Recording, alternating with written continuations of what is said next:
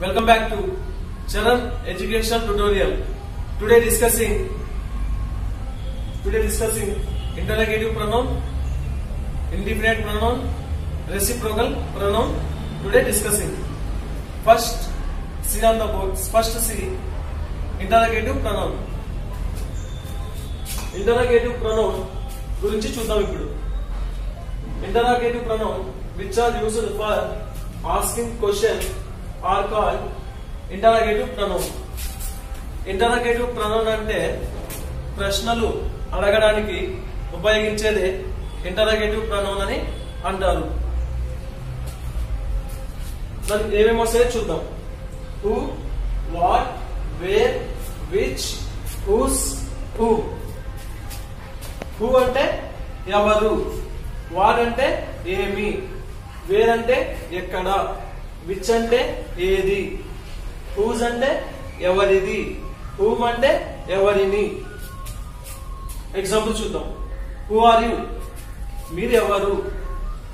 Who is he, అతను ఎవరు. Who am I, నేను ఎవరు. హూ ఆర్ దే, వారు ఎవరు.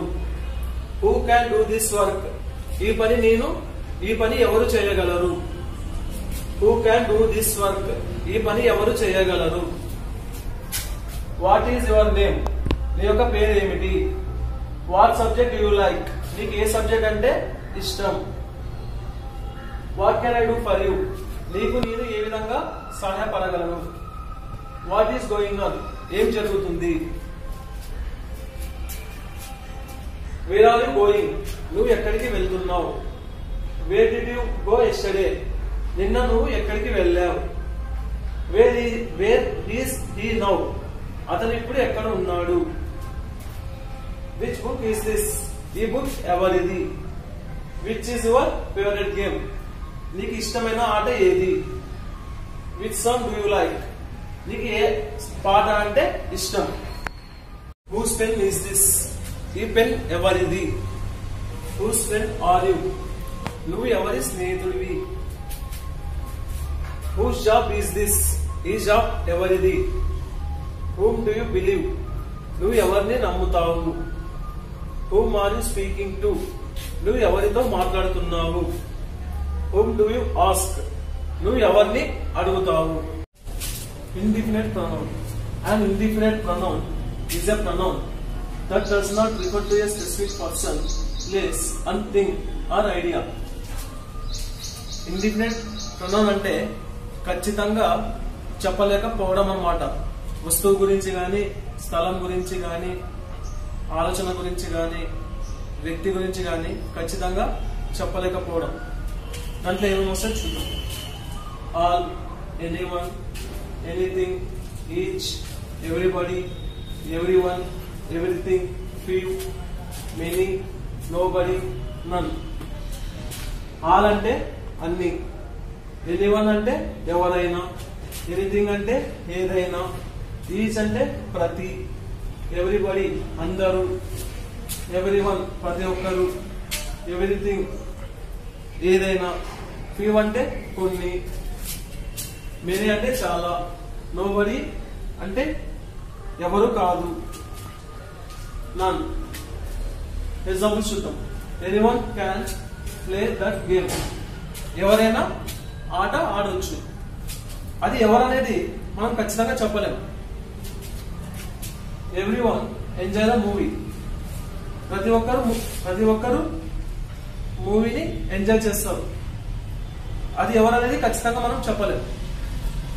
Anything is possible if you believe, నువ్వు నమ్మితే ఏదైనా సాధ్యం. అది ఏదనేది మనం ఖచ్చితంగా చెప్పలేము. There is someone at the door, ఆ అక్కడ డోర్ వద్ద ఎవరో ఉన్నారు. సమ్వన్ అంటే ఎవరో, ఆ ఎవరు అనేది మనం ఖచ్చితంగా చెప్పలేము.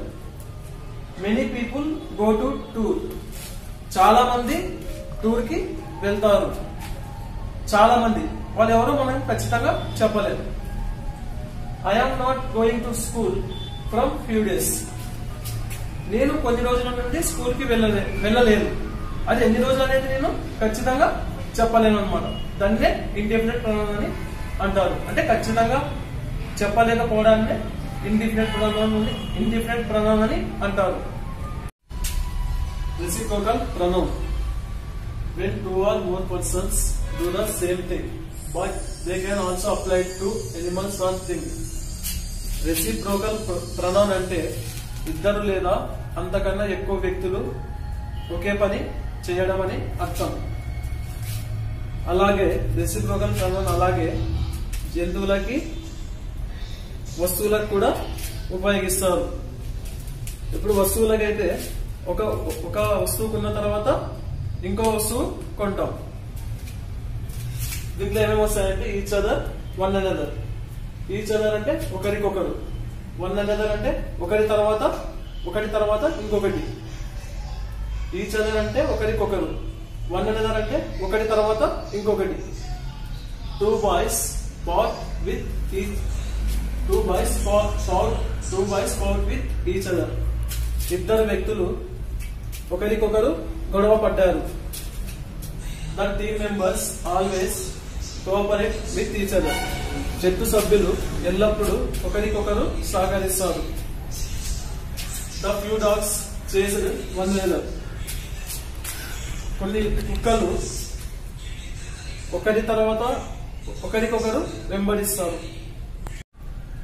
If you like the video, please subscribe my channel. Share the video to your friends. Thank you.